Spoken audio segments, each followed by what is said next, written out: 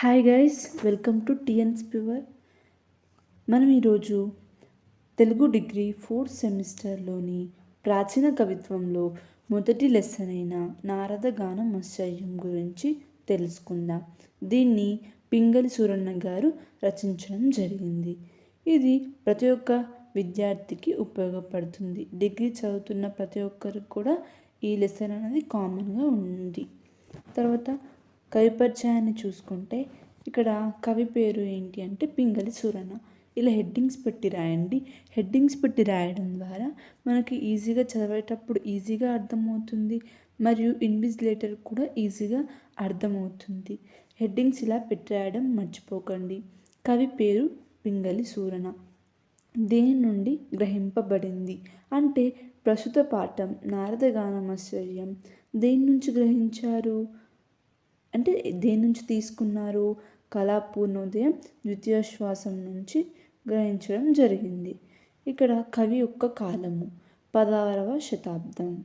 ఆస్థాన కవి అంటే అప్పట్లో ప్రతి ఒక్క కవి ఏదో ఒక రాజు వద్ద ఆస్థానంగా ఉండేవారు. సో ఈ పింగళి సూరన్న గారు కృష్ణంరాజు వద్ద ఆస్థానంగా ఉండేవారు కాబట్టి ఇక్కడ ఆస్థాన కవి హెడ్డింగ్ పెట్టేసి కృష్ణంరాజు అని రాయండి. తర్వాత చూసుకుంటే రచనలు. ఇక్కడ గరుడ పురాణం, రాఘవ పాండవీయం, ప్రభావతి ప్రాదుమ్యం, కళా పూర్ణోదయం, ఈ 4 కూడా ఇతని ముఖ్యమైన రచనలు. అంకితం అంటే ఈ కళా పూర్ణోదయాన్ని కృష్ణంరాజుకు అంకితం చేయడం జరిగింది. ఎవరు? పింగళి సూరన్న.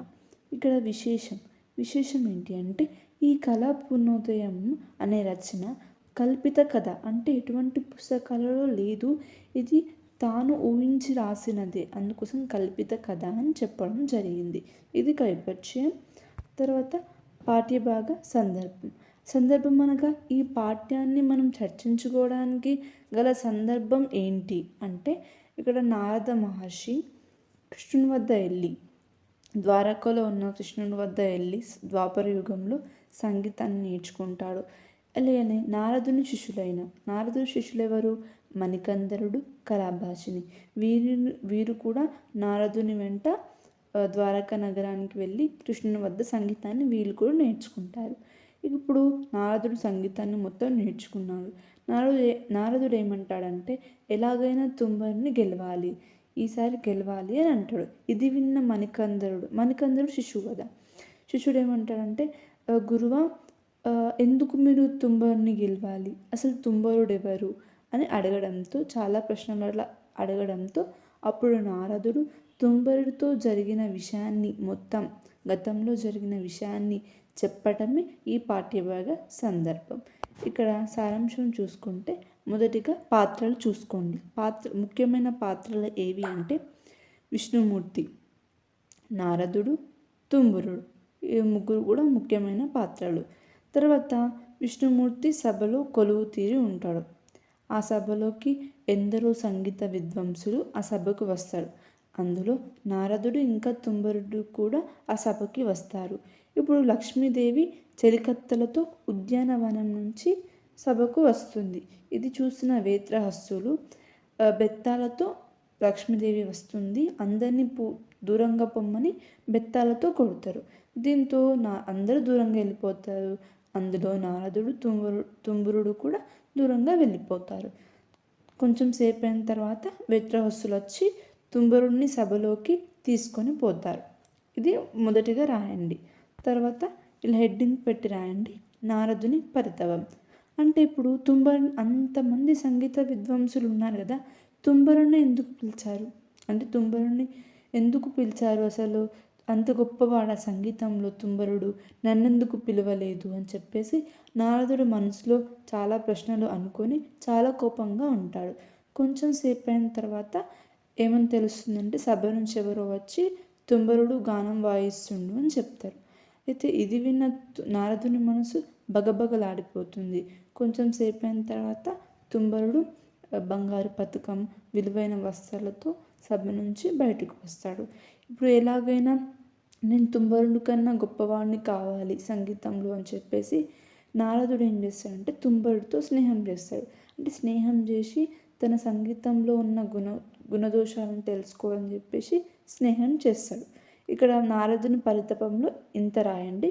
తర్వాత హెడ్డింగ్ ఏంటి అంటే నారదుడు తుంబరుణ్ణి గెలిచే ప్రయత్నాలు. అంటే ఇప్పుడు నారదుడు మరియు తుంబరుడు స్నేహం చేస్తారు. స్నేహం చేసిన తర్వాత ఒకరోజు ఏమవుతుందంటే నారదుడు తుంబరుడి ఇంటికి వెళ్తాడు. ఇంటికి వెళ్తే అక్కడ తుంబరుడు ఉండడు. తన వీణ మాత్రం సిద్ధం చేసి ఉంటుంది. ఆ వీణను అతను ఏం చేస్తాడు నారదుడు అంటే మోగిస్తాడు. మోగించగానే అందులో నుంచి చక్కని శృతులు వినిపిస్తాయి. ఆ శృతులు విని ఆ వీణను అక్కడనే పెట్టేసి తను వెళ్ళిపోతాడు ఇంటికి. తర్వాత ఈ హెడ్డింగ్ ఏమని పెట్టండి అంటే నారదుని పాటలు అని హెడ్డింగ్ పెట్టండి. ఇప్పుడు ఏమవుతుంది, తుంబరుని ఎలా అయినా గెలవాలి. అతను సంగీతాన్ని చాలా మంచిగా వాయిస్తారని అర్థమైంది. ఇప్పుడు సంగీత రహస్యాలు తెలుసుకోవడానికి ఎందరో పండితుల దగ్గరికి ఎక్కడెక్కడికో వెళ్ళి సంగీత రహస్యాలను తెలుసుకుంటాడు. కానీ చివరికి అతనికి ఏమర్థం అవుతుంది అంటే తుంబురునికి సాటి ఎవరు లేరు, తుంబురుడే గొప్పవాడు అని అర్థమవుతుంది. ఇప్పుడు ఏం చేస్తాడు, ఎలాగైనా నేను సంగీతాన్ని నేర్చుకోవాలి, నేను విష్ణుమూర్తి దగ్గర నేర్చుకుంటే తుంబుడు కన్నా గొప్పవాడిని అవుతా అని చెప్పేసి ఇక్కడ నారదుని తపస్సు హెడ్డింగ్ పెట్టేసి ఇప్పుడు నారదుడు విష్ణుమూర్తి కోసం తపస్సు చేస్తాడు. అలా చాలా సంవత్సరాలు ఘోరమైన తపస్సు చేసిన తర్వాత విష్ణుమూర్తి ప్రత్యక్షమై నారద నీకేం కోరిక కావాలో కోరుకో అంటే అప్పుడు నారదుడు నేను తుంబరుని కన్నా సంగీతంలో గొప్పవాడిని కావాలి అని చెప్తారు. ఇది విన్న విష్ణుమూర్తి ద్వాపర యుగంలో నేను కృష్ణునిగా అవతరిస్తాను, అప్పుడు నేను సంగీతాన్ని నేర్పిస్తాను, ఈ యుగంలో మాత్రం తుంబురుడే గొప్పవాడు అని చెప్తాడు. ఇది విని నారదుడు సరే అని చెప్తాడు. ఇదంతా కూడా ఇప్పుడు ద్వాపర యుగం వచ్చేసింది. విష్ణుమూర్తి కృష్ణుడిలాగా అవతరించి సంగీతం అతని వద్ద నేర్చుకొని నారదుడు నేర్చుకున్నాడు. ఇదంతా కూడా తన శిష్యుడైన మణికందరితో చెప్పిన సందర్భంలో మనం ఈ పాఠ్యాన్ని చర్చించుకోవడం జరిగింది. ఇలా హెడ్డింగ్స్ పెట్టి రాయడం మర్చిపోకండి. Thanks for watching. Please do like, share and subscribe.